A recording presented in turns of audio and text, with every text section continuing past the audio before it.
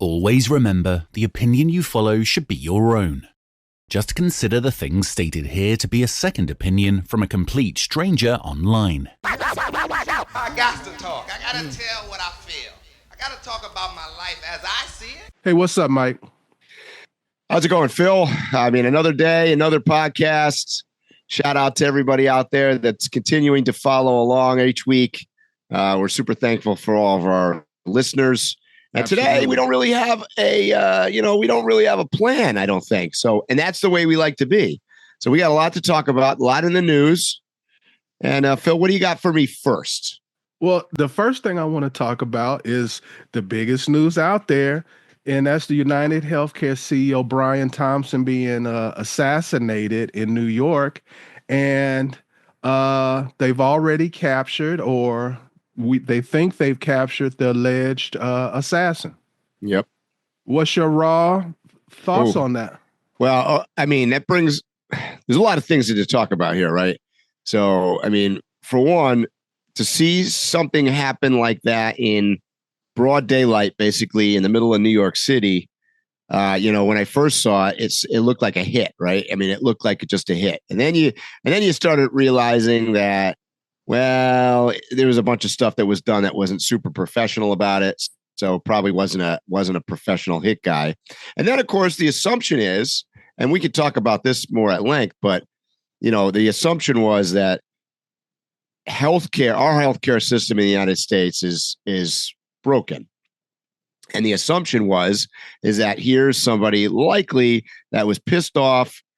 They had a family member, they had somebody that was treated poorly by the system, that probably died, whatever. And that's kind of what you gather. And then, a couple days later, we find out that indeed the guy that did the hit was none of the above. Was I mean, so it wasn't a professional. He was not somebody that was, let's just say, had a grievance against the healthcare system because of a personal family member or something like that. And then, as it turns out, which, by the way, is something else we could talk about.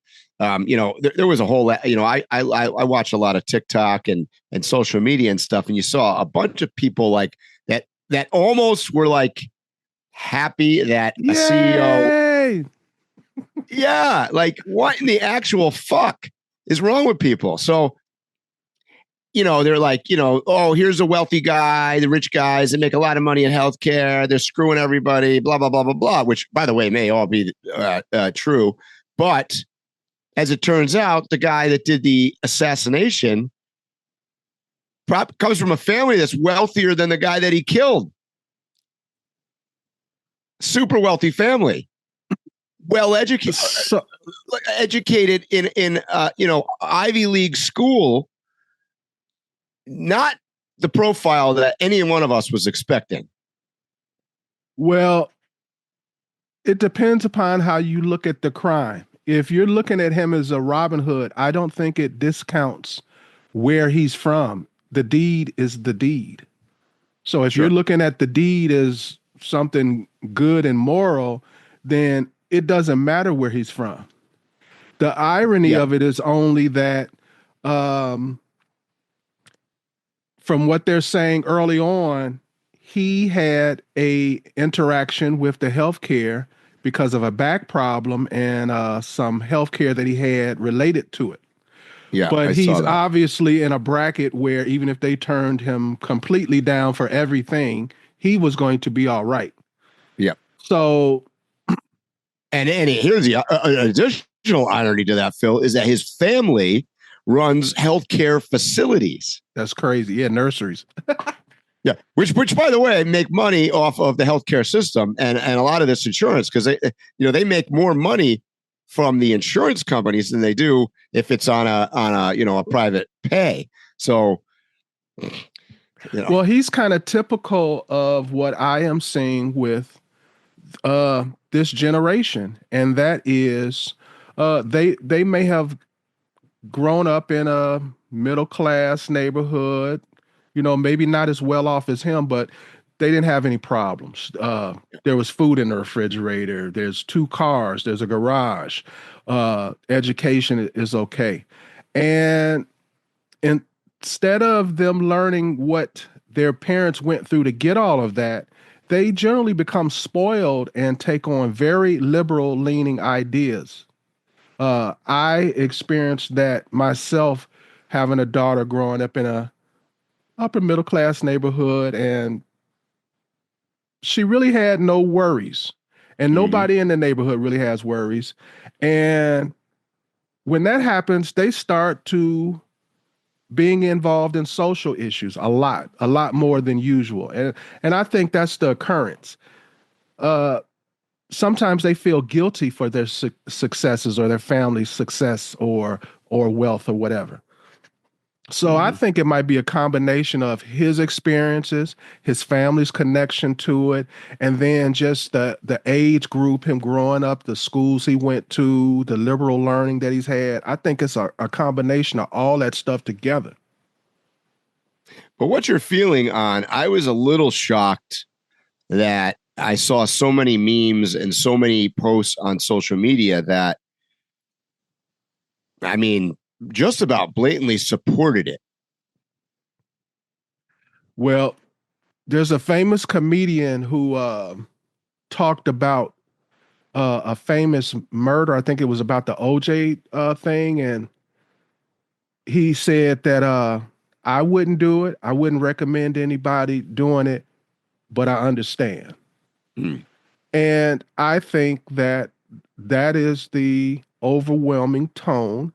And I understand whether that's my actual feelings or not. It's kind of amazing to me that people are mystified that a majority of people have taken this side. We've talked about the economy. The average person has experienced or knows someone. There's like maybe 3 degrees of separation with people in knowing of someone who has went into debt because of health care, lost someone because they couldn't get a claim or whatever. So it is far easier to empathize with what happened. I mean, what happened to the CEO than to empathize with the CEO.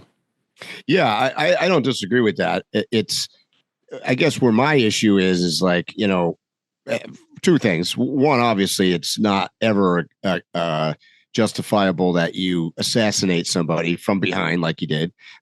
Second, agreed. You know, it's not to think that it's going to accomplish anything is insane. Well, I forgot, bro. One of the major insurance companies a couple of days later had an emergency meeting and decided to look over all claims. Yeah, I saw a little bit about that. But on the other side of that, there are also a couple of major insurance companies announced that they're going to increase the security significantly with all of their executives. Which, by the way, I don't, you know, obviously cost money. Therefore, the insurance is going to cost even more. So, you know, I don't know. That's a backfire scenario there, of course. But you know, I don't know. That the whole thing is interesting, and it proves that. Well, I mean, you and I have talked about this on the podcast before. Obviously, the healthcare system in the United States is extremely broken,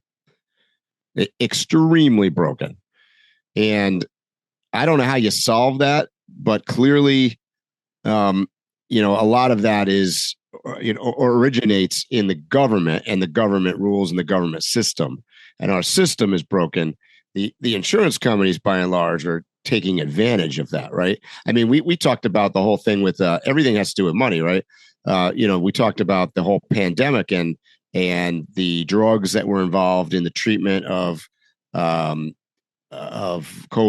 and whatnot, and you know, whether or not they were really effective, whether or not they're really vaccines, whether none of that really is where I'm going with this. The point of the whole thing was it had everything to do with the money involved for big companies like Pfizer and all these drug companies, and nothing really to do with reality.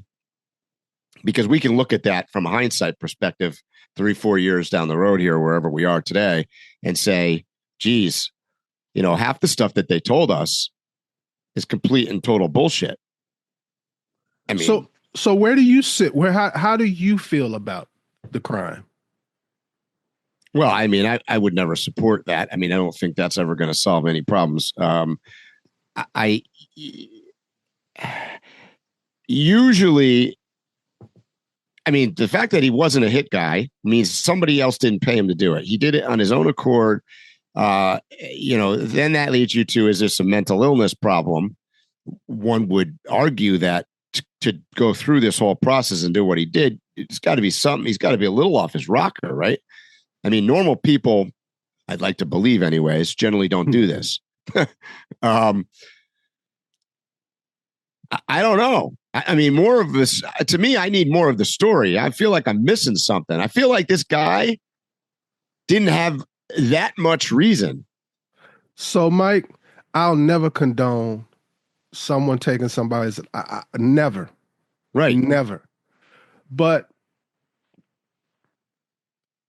somehow people are kind of glossing over. Like, just because you wear a shirt and tie, nobody's qualifying what he does as being a murderer.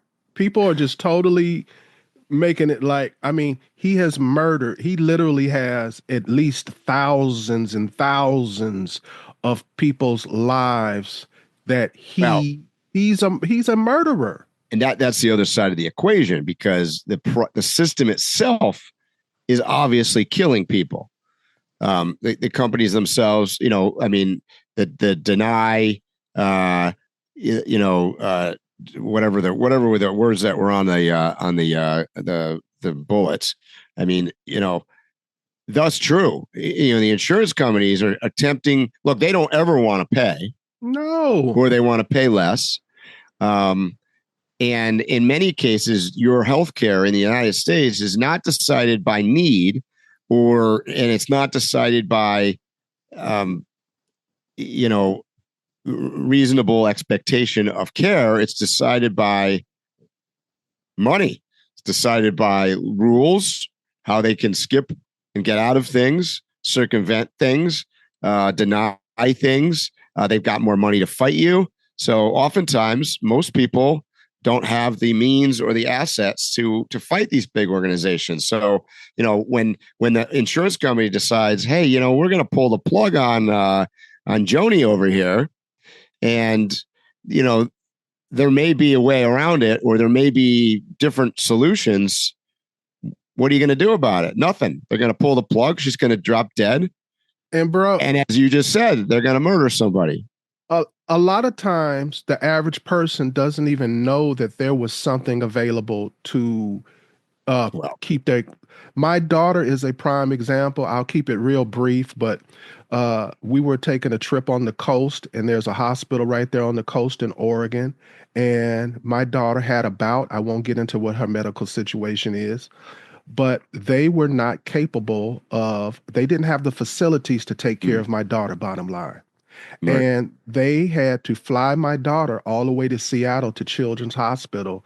And a few weeks later, she was fine and she lived. But had we not had the particular level of insurance that we had, they told us they wouldn't have even mentioned a plane and flying. Right. And they would have medicated her until she died there at the facility. Mm-hmm. Unless we were able to figure out some kind of way to physically move her or whatever. Our insurance they actually gave us a choice. We could have went to Oregon University, so they even gave us a choice of where to fly to. Mm-hmm. My point is, most people would have never even known that they can fly you somewhere else or anything like that, let alone it being offered to you. Mm-hmm. And so there are people who die that don't even know that there was an option out there for them. And it's because of the insurance company. Well, and not for nothing, there's a lot of people that forget about insurance for a second that don't even have insurance in the first place. Yeah. And because the insurance companies basically collude with the hospitals and the healthcare system, those people are even more on the outside. And I mean, at the end of the day, they've got zero chance. Yeah, I've interacted because of my daughter with hospitals and medical a lot. And one thing that I learned quickly was you take your daughter into the hospital. The first thing is they take you to the triage. The triage is not really to figure out your vitals and everything. It's basically to keep you keep them from accepting you into the hospital until they see what your insurance is and what level insurance and what they'll do and what they won't do for you. Well, that's the first thing you do when you go into an emergency room. We've all been in the emergency room. They're basically the first thing they assess is your ability to pay. Yes. They're assessing that faster than they're assessing anything else. I mean, not to get into it, but you and I went to the emergency room that's in right. Colorado. And, the first thing they were doing was assessing me for my ability to pay. Exactly. Right? Yes. Oh, yeah. You spend more. If you spend 20 minutes in the waiting room or the 20 minutes in the check-in, I guarantee you more than half of that has to do with financial and signing forms, and less than half of that has to do with assessing what the hell's wrong with you.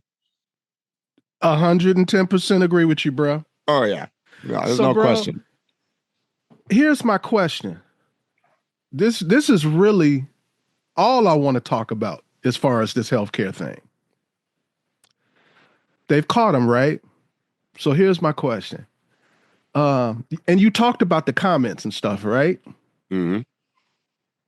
Will the shooter be found guilty by a jury of his peers? And secondarily, who will be considered his peers? Because we talked about the demographic he grew up in, and we've talked about the commentary of the majority of people. So my first question is, do you think the shooter will be found guilty by a jury of his peers? Hard to say. I mean, I'm assuming that he's going to be tried in New York because that's where it happened. So by definition, it's not his peers, right? Because he's not from that area and he's not from that economic level, more than likely. Yes.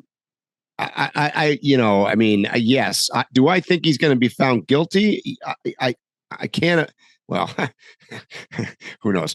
I can't imagine they find him not guilty only because he was so poor in his. They've got so much evidence; it's not even funny. Right? I mean, he did it. Mm-hmm. I mean, there's zero question. They got everything from fingerprints to bullets to video to. I mean, they got everything.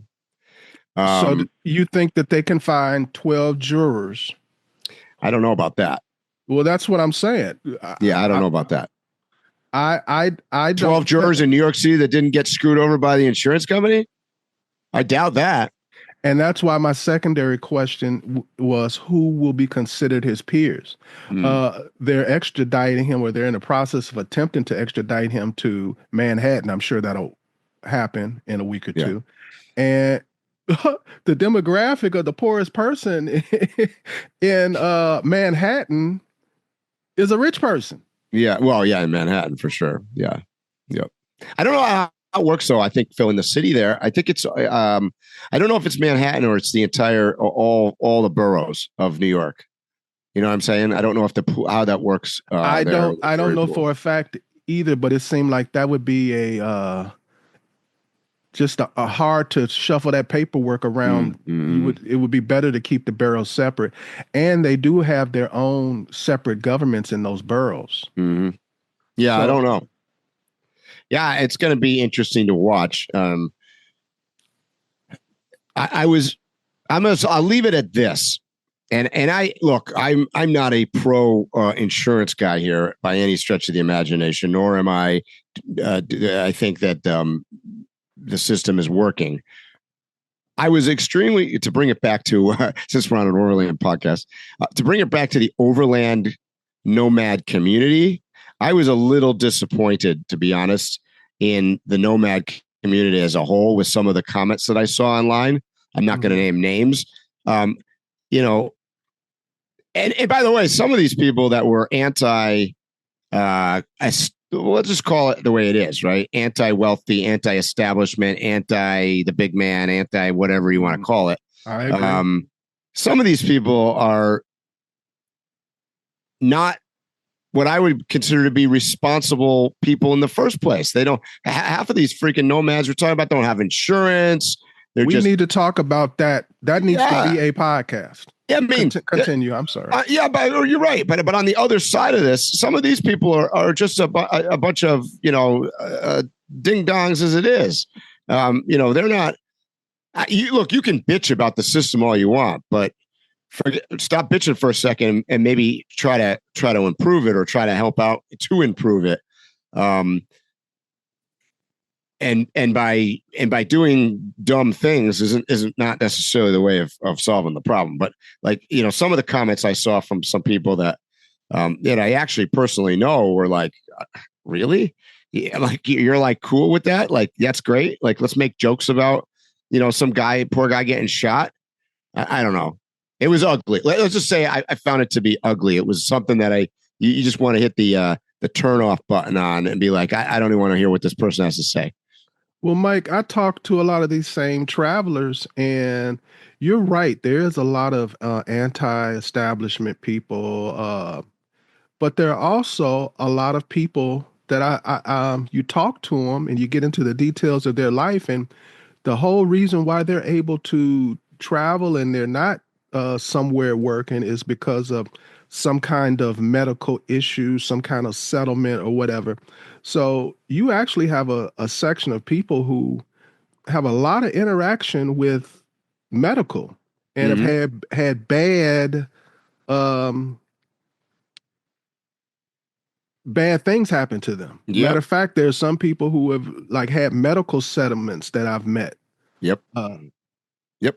I almost said his name. For sure. Golly. We don't mention names on here unless we want to. Especially not that. But because I know someone who they're on like a medical thing for their back. They got a large settlement. Yep. And every time we talk, at some point in our conversation, we could be talking about anything. It always comes back to his back and what he went through. Yeah. So you have a lot of people who have been through a lot. Mm-hmm. All my interactions in the hospital is me taking somebody else to a hospital. I've never had to be in a hospital. I've broken all my fingers from playing football and then broke my ankle, and that's about it. Yeah. And let's keep it that way. Yeah. So I don't have this lust for blood like others, but the basic principle of the man stomping on you your entire life, and then there's this one thing that happens that seems like to go in your favor, that is just, it's a natural response. And that's what I expected out of this killer. And, that's what I assumed was going to be the case, but it doesn't really sound like that's the case. Unless we're not getting all the information. Like you said, he did have a back problem.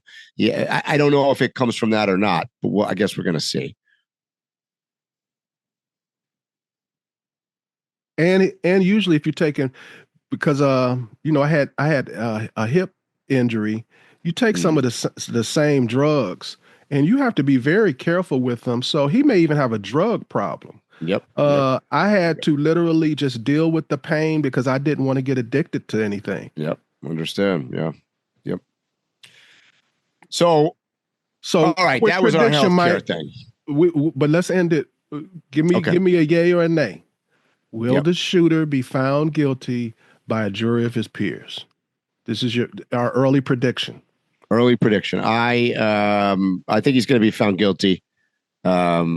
I don't know who they're going to get on the jury. Well, first of all, I don't know how the system works. I don't even know if it has to be a jury.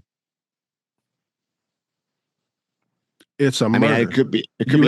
Probably, right? The only person who can make that decision is him and his legal team. Right. The judge can't take that right from you. No. But they could decide to do it by a judge. If it was a civil, they could do it. They can't. It's a murder. Yeah. So it can't be. No judge. Right. Yeah, because if that was the case, they'd go right for that. And I'm glad they can't, because I'm always thinking about what if I was ever exactly. Okay. What do you think? I think that this is going to be like the O.J. Simpson trial. It's going to be long. I believe he's going to have some of the best lawyers you've ever seen. Either his family's going to pay for it or they're going to volunteer. I believe this is going to be like one of the this is going to be the first big case of the 21st century, one that's going to be on television that people are going to be running home to watch. And I think that I don't know if you watched the OJ trial, but the majority of it wasn't the actual trial. They'd send out the juror, and the majority of the dialogue was just the judge and the. Yeah. I believe there's going to be a lot of that.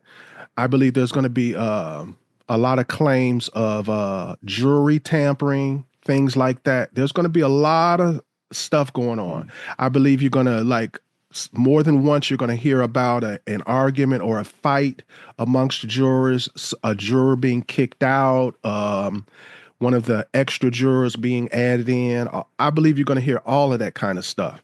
And in the end, to the answer to the question, I believe it's going to be a hung jury. All right, guys, you heard it here first. I can see that happening, Phil, though. I wouldn't go against Phil's predictions, by the way, based on how he's been lately. He's not going to get 12. I still want to. Yeah, there's going to be somebody. It's going to be a hung jury because somebody's going to be a holdout. Is what you're saying? I think he may get 3 or 4, but he ain't going to get 12. But all he needs is 1. That's right. We need 1. And I don't think it's going to be hard for him to get 1. I believe that there are actually, and that's another reason why I think it's going to be a big issue about the jurors, because I believe that there are actually going to be people who are going to strategically try to get themselves on there to get him off. Mm-hmm. And you're going to hear in the middle of it, you're like, we just found out that Michael LADDEN, juror number 2, has been on social media and blah, blah, blah. And that's what I think. Yep. Yep. You put it that way. I believe that. I'll buy into that. So let's get into some overlanding, Mike, because I want your answer to a question that I've already answered for my neighbor. Okay. I got a neighbor that's going to get on Instagram. He just retired. He's getting a vehicle. And he asked me about camera recommendations. Mm-hmm. And I've already given him his camera recommendation. Okay. But I wanted to open this up and just make it a general question to you. And that is, if someone were to come to you and say, hey, I'm coming close to retirement, or, I have more availability now to travel, and I'm going to start an Instagram account, but I don't want to be like you guys with all those big cameras and everything.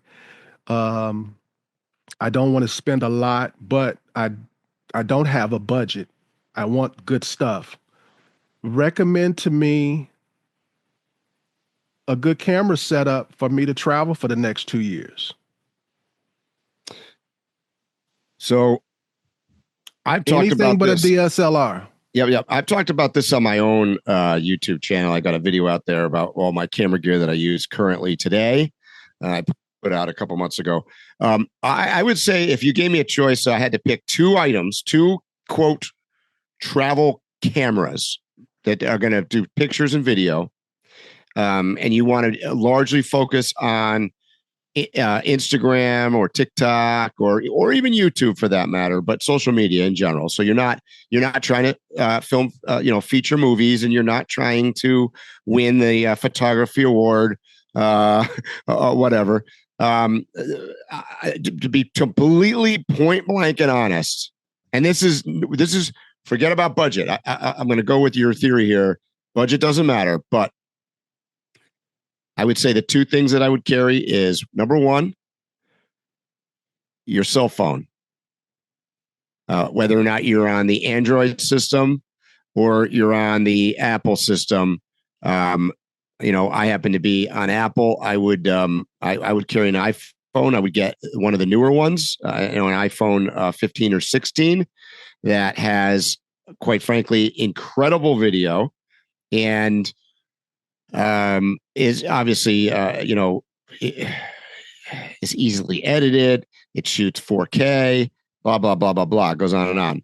The second piece of equipment, for those of you that might be watching this podcast on YouTube, I'm actually looking at it right now because it is my camera on that's shooting the video for this podcast, is the DJI Osmo, Pocket Osmo.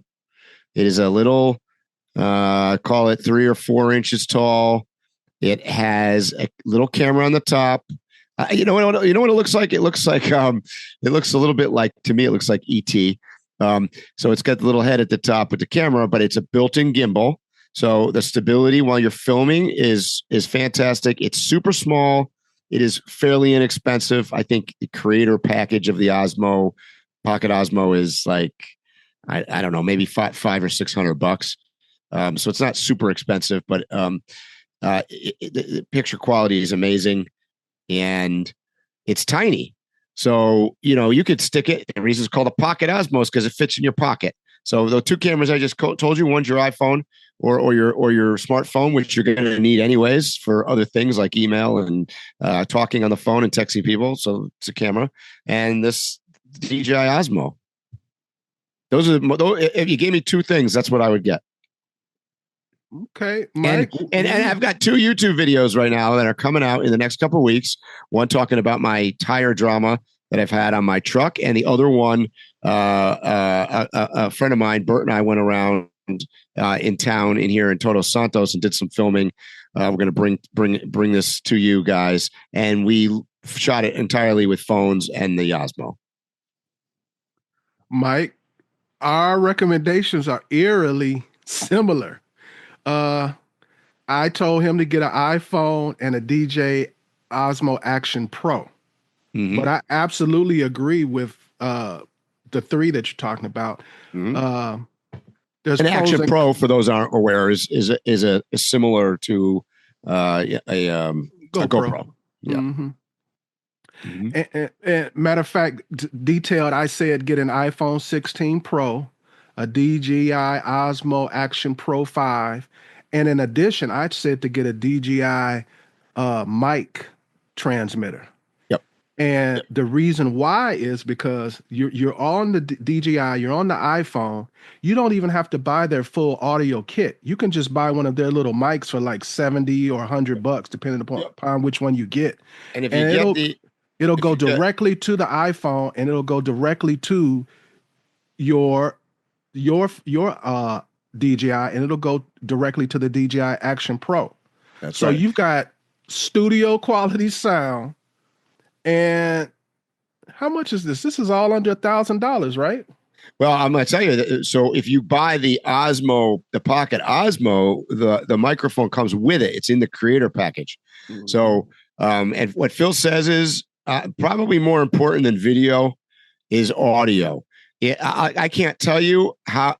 There are times I'll turn on YouTube, even if it's a how-to video, and it might be shot with a great camera and the picture's great and the audio is crap.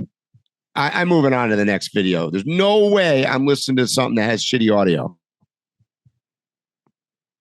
Well, anybody go to any film school in the world, the thing they're going to hit home with you more than anything is the audio. Mm-hmm. It's a scientific fact. Exactly. Audio, if there's not good audio, a person's natural knee-jerk reaction is no. Yep. And I'm just like everybody else. No way. So it's blowing me away, Mike. We on the same page. We were like really on the same page. So you heard it here first. I mean, the key, particularly when I'm going to tell you, like, this is my theory on life, but it definitely applies to both the world of overlanding and the world of video and camera gear. The easier it is to use, the better chance that you're going to use it. If it's too much of a challenge to either set up or take down or to get ready to go or to haul around, you're not going to do it. Mm-hmm. So keep it simple, stupid is the theory here. The smaller, the lighter weight, the easier it is. You could stick it in a pocket. The better chance you're going to actually film something. So, I've got DSLRs. and big camera gear and stuff. And am I gonna load that up in a bag, take it downtown here? I'm in Todos Santos. Go film, I don't know, shopping at a little local Mexican grocery store. Am I hauling that big ass camera in there and making a big scene because everybody's looking at me like I just came from CNN, and then and two, set it up and just carry. No, I can walk into that place with my Osmo here in my pocket. Nobody would even know I'm filming and get it done way faster, way easier, and not have to carry a bag, and I still grocery shop, quite frankly. So the reality is the easier it is to use, the better chance you're actually going to do it. And by the way, when it comes down to it, people ask me all the time, how can I become Instagrammers? How can I become a YouTuber? What? And the number one thing is you got to do it. So the easier it is to do, the better chance you're going to have of succeeding. And generally people post on social media chronologically. Yep. Generally. I don't, right. But generally people do. It's hard to do that with a DSLR because you got to download the stuff to something to send it. With the things that we just said, even when you're using the Action Pro and the other one, you have a copy that you can send to your phone and you can use that right away for social media, and it's great quality. Yep. So it's also a time thing. Sometimes, let's say you're on a cross-country road trip or you're somewhere internationally and you see something and it's a time-sensitive post. Well, you can't send out that post, or it's a waste of time taking that video or picture because you got to get back to your rig, open up your laptop and do all that stuff. And all I got to do is go, bang. Yeah, hit it because it's already on your phone. Right. Exactly. Because the device that you recorded on is also your internet device. So, I mean, that's one of the main reasons, particularly for Instagram or TikTok, the phone is leaps and bounds number one because it's also your internet device. Yes. And it'll probably be your only internet device in a lot of situations, even if you got Starlink or whatever.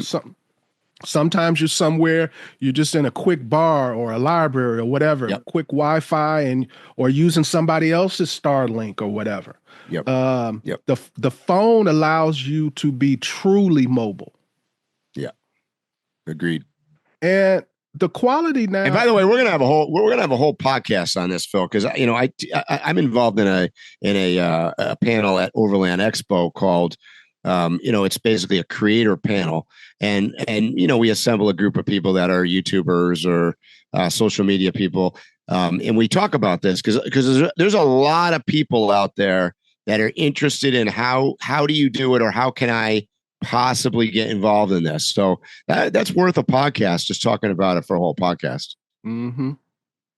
So what else you got, Mike? Well, I want to talk about a major world event that's occurring, and I don't think Americans understand how major it is and how much it relates to our world of overlanding. And that is this week that the country of Syria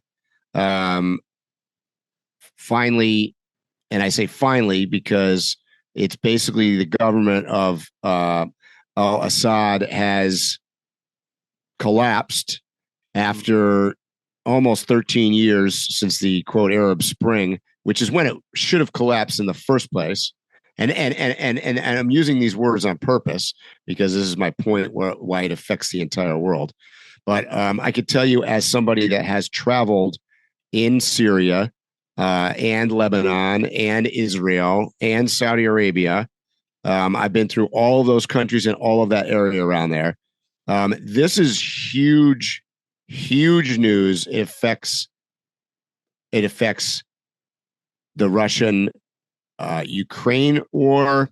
It affects the Israel situation with Lebanon and Gaza.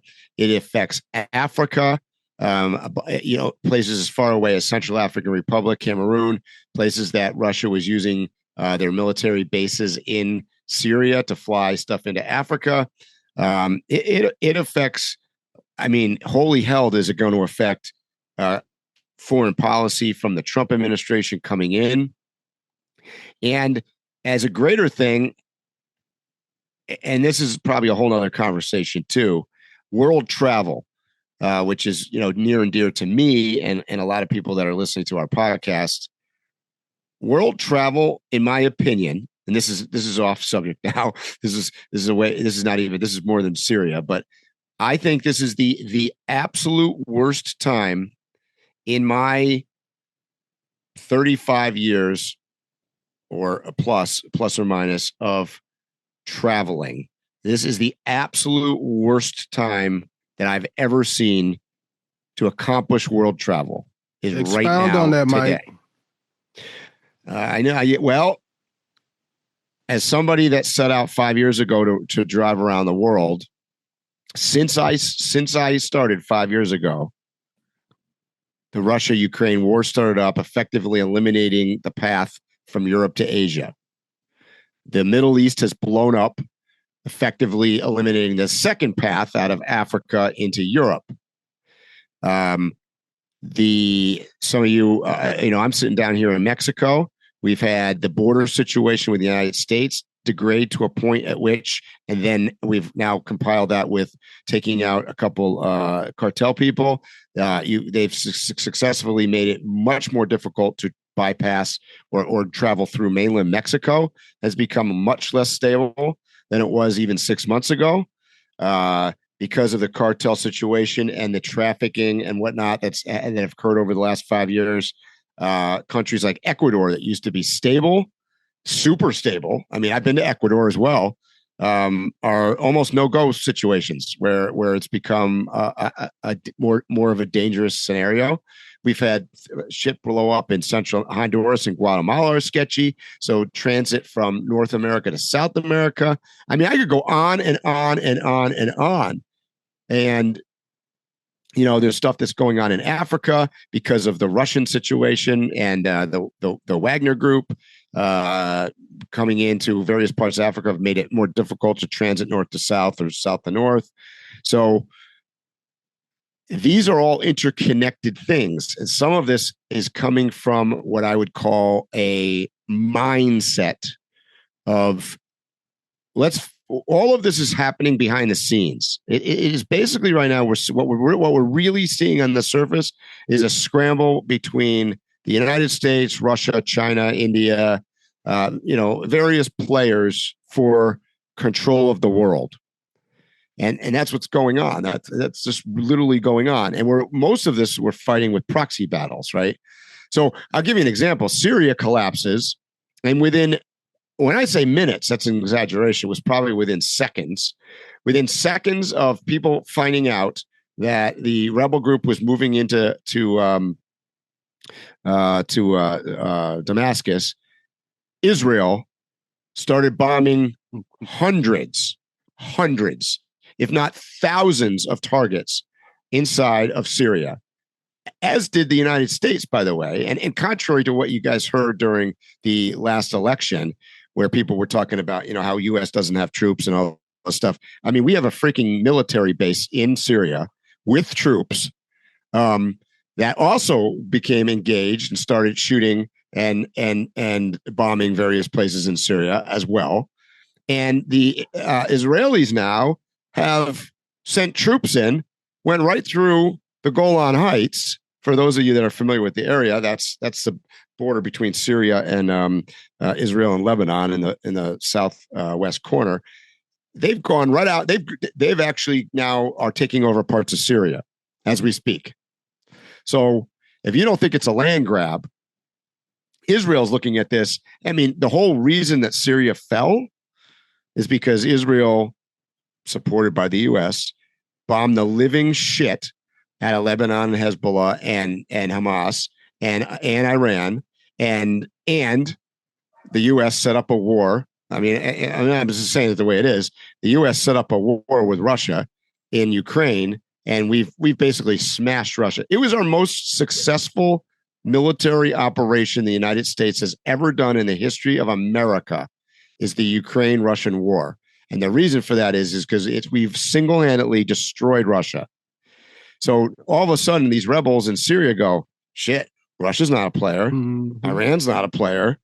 Israel is over here, and they're bombing everybody. I think it's time for us to walk in here. And they did. They literally walked in, took over the entire country in 4 days, and it's over. And that was 13 years in the making. But if you don't think that has further implications to travel, because first of all, we don't know what's going to come out of Syria at this point. I mean, you could paint this picture anyway. Actually, let's take a playbook out of the Russians. The Russians originally said that these were war criminals, and then as they started expanding across the country, they called them rebels. And now today they're calling them possible. Welcome. Yeah. So, this is how it works. I mean, but you can summarize it and call these new people that have taken over Syria whatever you want, but it's Al Qaeda. That's where they came from. That's the group that they were from. So if you think that these guys somehow are liberating Syria to make it a dictator-free country, you need to get out more, maybe go somewhere other than the local grocery store, because that's not what's happening right now. And we've had a failed policy. In my opinion, the two biggest things the U.S. ever did wrong in the last 20 years was to take out Saddam Hussein and to take out Muammar Gaddafi, because those two countries, Iraq and Libya, are complete and total disasters. And I transited at Northern Africa when I came from Morocco over to Egypt. And I went through Libya. I was under Gaddafi, and the country was passable. And quite honestly, it was actually stable, and the people were friendly. You couldn't drive your truck right now through Libya from one side or the other if your life depended on it. So there's another example of a place that's been shut down to travel. So, here's another example, by the way. Oh, and by the way, the reason that Assad just fell in Syria is because the Americans took out Gaddafi and Saddam Hussein, because that's what created the Arab Spring, which just happened to take 13 years in Syria. And the only reason it took that long is because Russia and Iran held them up for all this time. And here we don't seem to understand that we're the hand inside the puppet to all of this. Those countries absolutely know. And yeah. So you were talking about the safety of traveling. About the ability to travel there. It's the safety more than anything in my eyes. You are the enemy as an American going to any of these countries. You have caused unrest, devastation, death. And you may not have done it yourself, but you were complicit in the action of others to get these things done. So that's a disheartening thing as a traveler, if you want to go to these places knowing that there's an additional fear factor because of some of the things America has done to that particular country. Yeah, and it's not even just the Americans. I mean, it's obviously led by us, but it also has to do with, the British, the Australians, the Germans, the French. Everybody has some involvement in this. Shit, on the other side, the Russians, the Chinese, the North Koreans, we're all, and that's my point. We're all fighting for world domination. I mean, let's just cut to the chase. And resources, because this specifically, the ruse is borders and religion and history and all of that, but it's resources. Yep. So, and it's interesting how we all work side by side with one another, because let's take Syria as a good example of this. The Russians have a air base and they have a sea base in that country. Both of them are on the Caribbean side, or the Caribbean. Oh boy, Mike. They're both on the water side of Syria, and the Americans, we have a base on the Iraq side, And by the way, these aren't new. These have existed now for years. We've all been inside the country. And the Israelis have been inside as well because they've been stationed in the Golan Heights since the late 60s. So, and by the way, and in northern Syria, the Turkish army has been inside of Syria. So all of these, what do you want to call us? Outsiders or conquerors, basically, have been inside Syria together, not on the same team, and all accepting of each other. Look, this rebel group that just swept through the country, do you think they tried to take the territory from the Americans next to the Iraqi border? Fuck no. No, they're not taking that. Do you think that those guys are trying to fight the Israelis in southern Syria? Hell no. In fact, they left the Russians with their bases over there as well. They're not touching any of that. Mike, I think that America has their hand on both sides of this. Mm-hmm. Absolutely. Because trust me, if the U.S. didn't want to recognize this new Syrian government, they wouldn't. It wouldn't have been this fast. So there had to have been some talks and some interactions for us to do it that fast.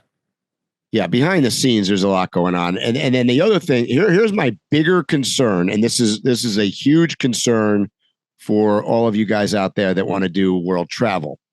I think the real problem here that you're going to see come in the next year is Turkey, because there's a lot of support going on. And by the way, much of Syria is now controlled basically by Turkey.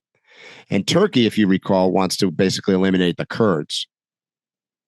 So this is your next genocidal area where they have enough power now that they're going to be able to just start wiping people out. And Turkey, you want to know what the biggest problem with Turkey is? Turkey is a NATO country, right?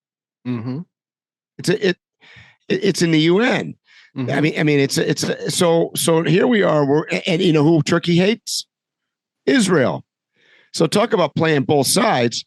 We're going to have two countries that are, quote, our allies.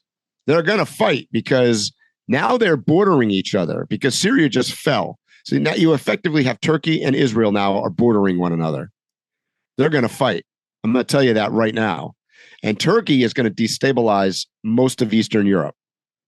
That's what's going to happen. If you think Ukraine is a big problem, Turkey is a bigger problem.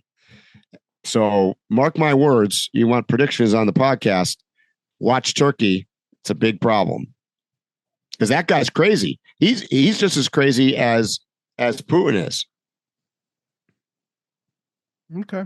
That's a dictatorship. It's another country with a dictatorship. So, I see that as a big problem. So the Syria thing to me, Americans are not super interested in the. I don't think if you ask 9 out of 10 people on the street, they don't know where Syria is.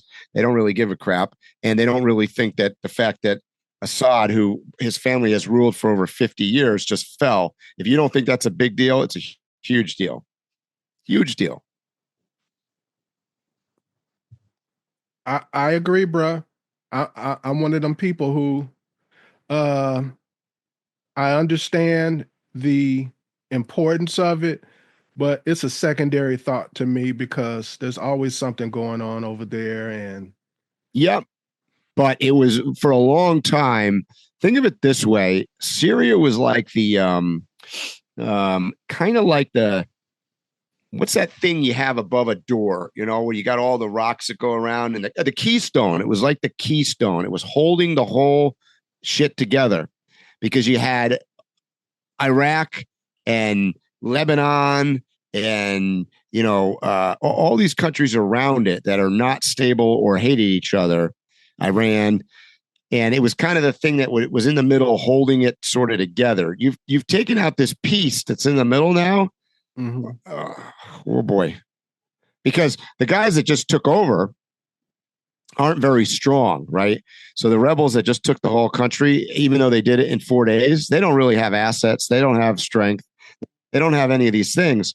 And by the way, since they took over, with the U.S. and Israel bombing the shit out of everything, we basically took away everything that Syria had under the prior regime in a way of equipment or bases or aircraft or airports or chemical weapons or weapons of any kind. We just bombed the shit out of. So now they don't have nothing. So now you're talking about like you're looking at Syria's turned into like Afghanistan. It's got nothing. It's a barren wasteland of shit. And by the way, Damascus is a beautiful city. It's like one of the oldest cities, if not the oldest city in the world, and it's huge. So you've got a lot of people there too. So this could also turn into a humanitarian problem. All right, what's next, bro?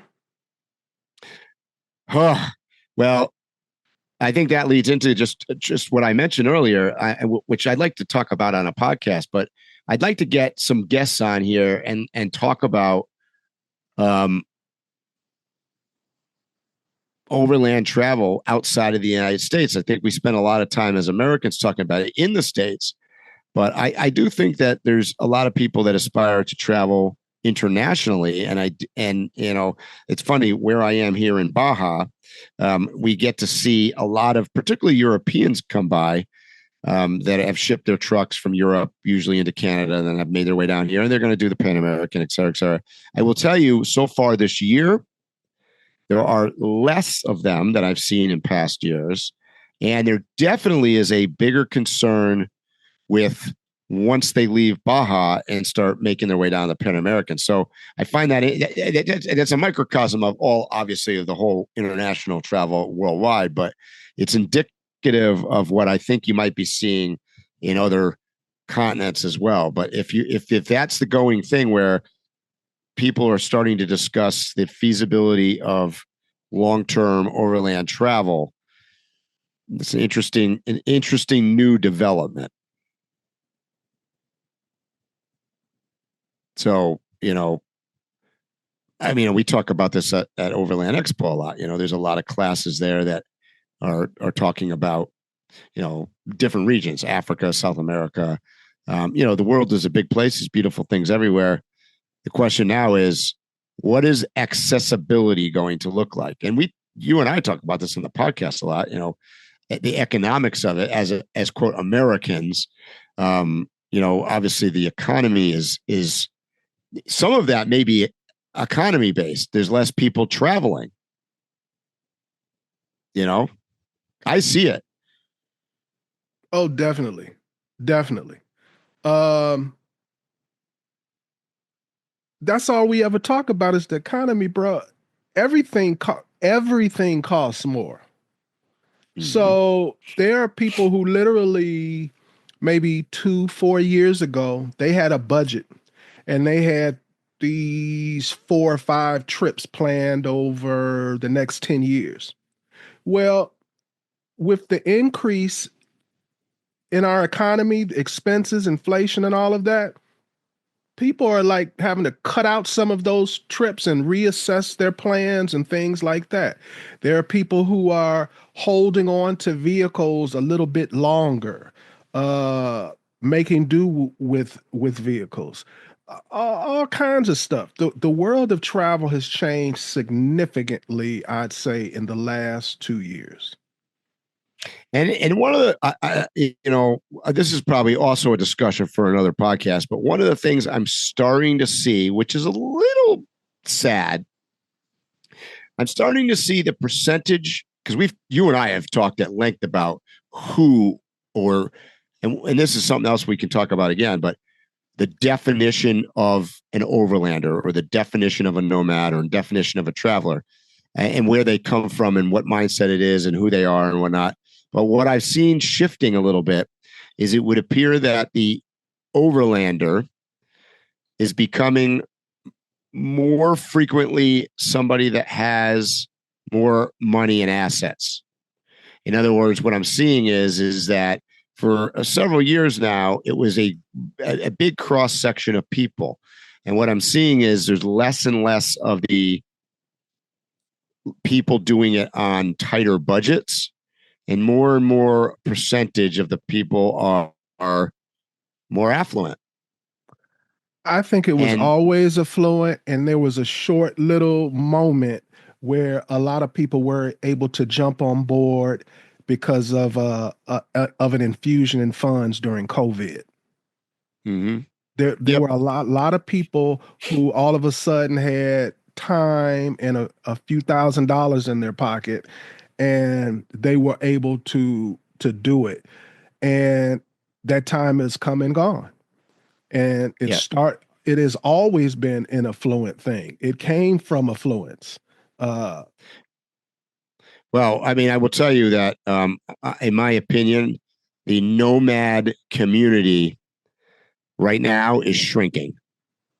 For the last couple of years, it had been going up. It was getting more and more people were nomads. We talked about this before. Different places in the country were concerned with how many van lifers there were and what's going to happen when there were more and more people deciding they want to park in downtown Bend, Oregon, or whatever. That has passed. I'm going to tell you right now, the number of people that are nomads and full timers and overlanders is dropping. It's going down right now. well, people can go back 2 years ago, the podcast that we had, and that was a prediction I made early on. I said in about 2 years, you're going to see a bunch of these vans and vehicles up for sale, people back at home working. Uh, it was impossible for this thing to keep going in that direction without the support of the economy. And there's your soundbite for the podcast, folks. The world of overlanding right now is shrinking. There are less and less nomads, and quite frankly, I don't see that changing for the near future. I think we're going to continue to lose the overland and nomadic lifestyle right now. So, what's your personal feeling about it? Does it I think hurt it's your like everything else. soul? Are you happy about it? You don't care?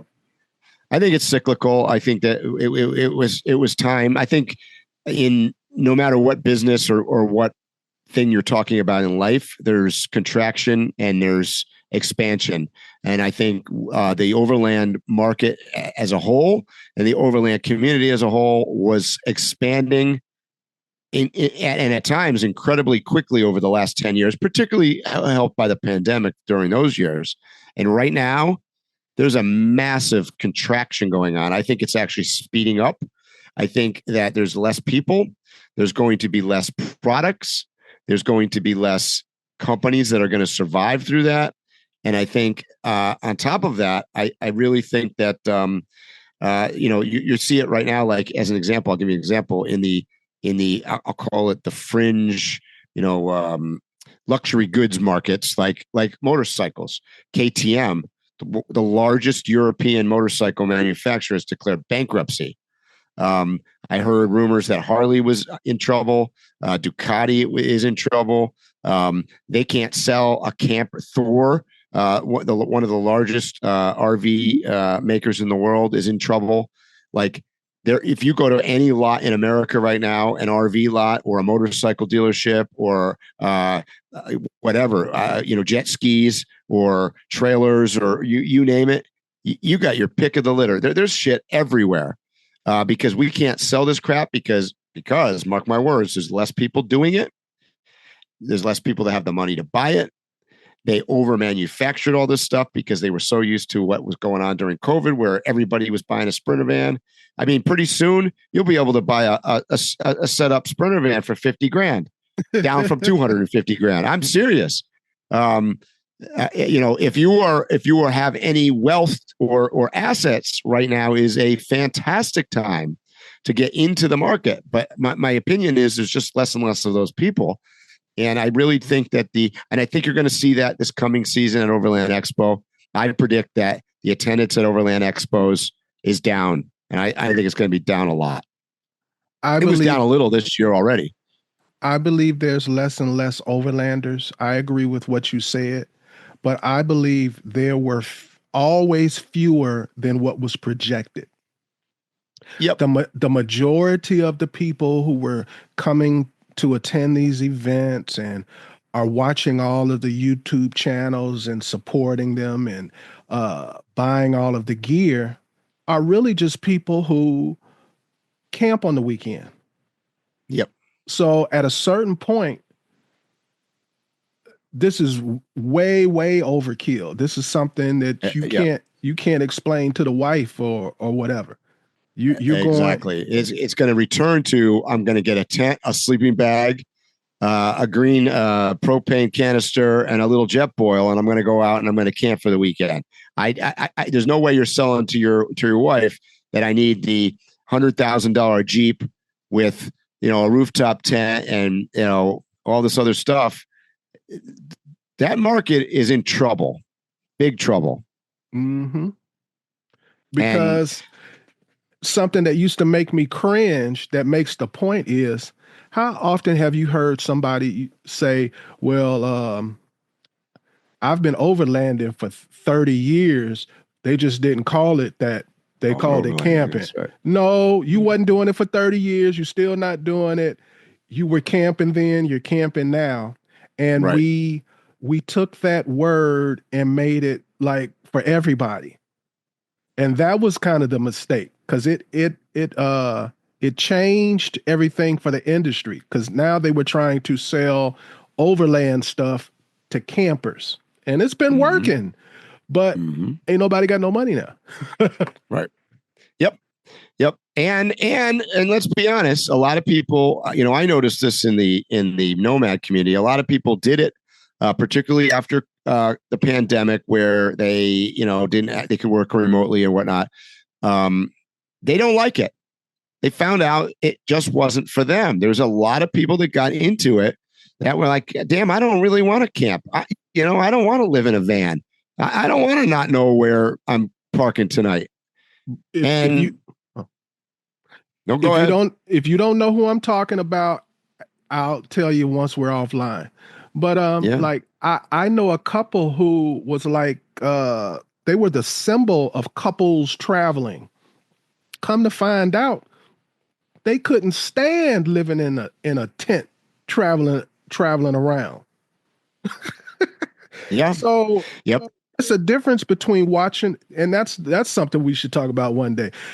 People see the Instagram, they see the YouTube, and all you're seeing is the highlights. You're seeing the steak hitting the scuttle and going, you're seeing the beautiful sunset, and everybody's around the campfire, and you're not seeing it took you 30 minutes to put that tent up. And I could go on and on. You're not. Yeah. Obviously, we've talked about that a lot too. Social media is not reality, right? And I think social media has done some damage to the overland / nomad community as well, because it portrayed it as something that it never was. It never was, Phil. It never was about you and I standing hand in hand, looking at the Grand Canyon with the beautiful sunset. I mean, that is part of travel. That is part of exploration, but that didn't describe how we got there, the stuff that we had to buy to get there, the road that we had to go on to get there, the laundry I had to go pick up at the laundromat so I could get be ready. It doesn't describe any of this other crap. It just shows you the nice picture of the sunset over the Grand Canyon. And that was how I think overlanding was marketed. Yeah. And it's not the way it is. And a majority of Americans do not have a nomadic. They're not nomads. They're not naturally a nomad. Most people, no. I think there's some stat like 70% of Americans never leave they never leave a 600-mile radius or something like that. So today's podcast is famous today, I think, for me saying like potentially controversial things. I'm going to tell you one more today. Americans are the least nomadic of any country or any group of people from any country that I've ever met by far. It isn't even close. I can tell you, even just down here in Mexico, the vast majority of people that are not from Mexico that I run into are European or Canadian. I spent years traveling across Africa. I think I saw one American the entire time. You know, tons of French, tons of Germans, tons of whatever. Americans are absolutely not nomadic. So the fact that we have, quote, a van life craze or a nomadic community is almost a joke, because to say that there's a nomadic community in the United States is like saying, I don't know. I don't know what it's comparative to, but like compared to Europe or compared to, you know, anywhere, that's a joke. Like if you were living in Australia all your life, and then somebody said, "Hey, yeah, there's a vibrant nomadic community in the United States. Go check it out." You'd get there and be like, "When the shit are they talking about?" Because it's not true. I agree with you. And I know I'm going to get attacked. I guarantee you, we get attacked by somebody and say, "Oh, that's not true. It is what you make of it." Blah blah blah blah blah. Look, I know hundreds, if not thousands, of nomads for sure. I mean, but it's a drop in the bucket. It's a drop in the bucket compared to the amount of people that are in the United States, and it's a drop in the bucket compared to the percentage in other countries.